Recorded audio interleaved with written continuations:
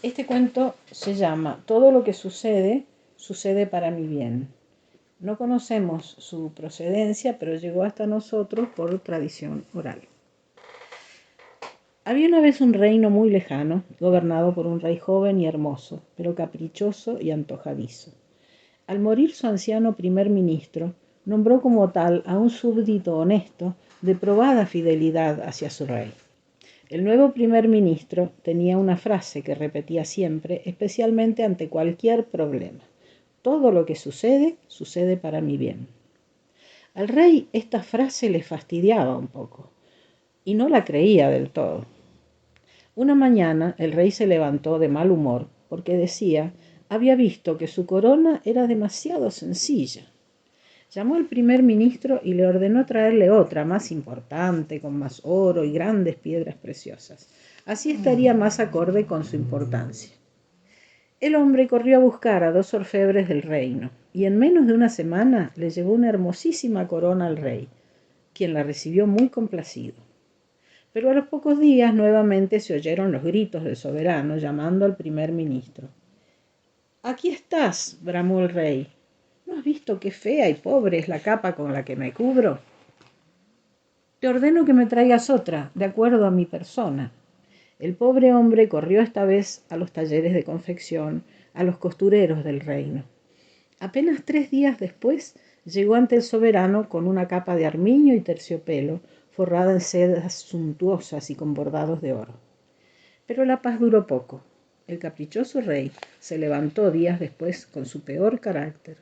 Con gritos destemplados llamó al primer ministro, quien llegó temeroso a su presencia. ¿Cómo puede un rey como yo, con mi apostura, esta corona y esta capa, tener una espada tan simple como esta? Vete a resolver este problema.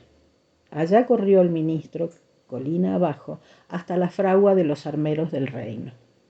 En menos de 48 horas llevó al rey una hermosa espada de acero brillante con una empuñadura trabajada en oro y diamantes.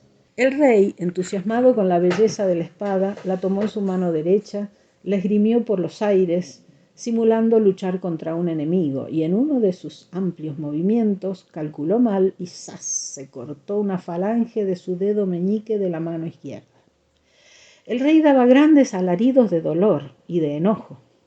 Los súbditos, paralizados de miedo, llamaron al doctor, que paró la hemorragia, pero no pudo calmar la ira del soberano.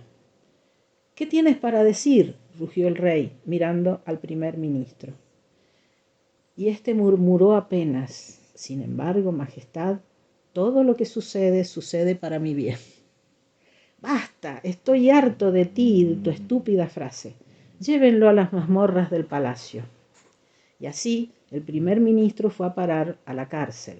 Pasaron 3 meses y viendo que el rey se aburría, le organizaron una jornada de caza.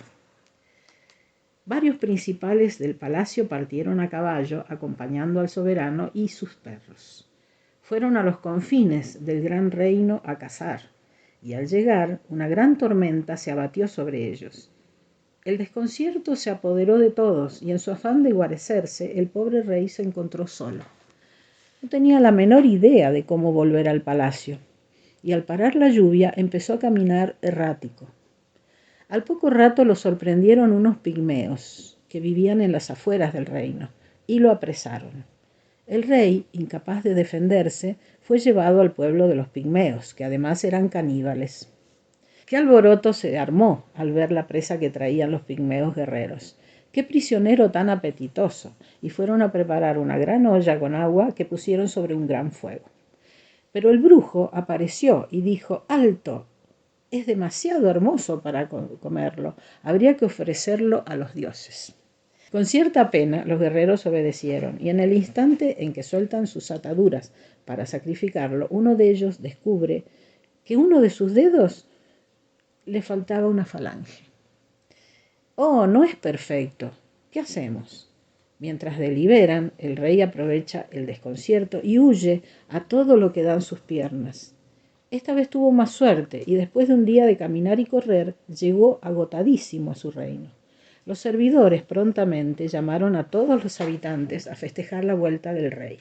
Cuando éste les relataba su aventura, todos coincidieron en que la herida causada por la espada le salvó la vida. Es verdad, dice el rey. Tal vez tenga que devolverle la libertad a aquel tunante. Tráiganlo.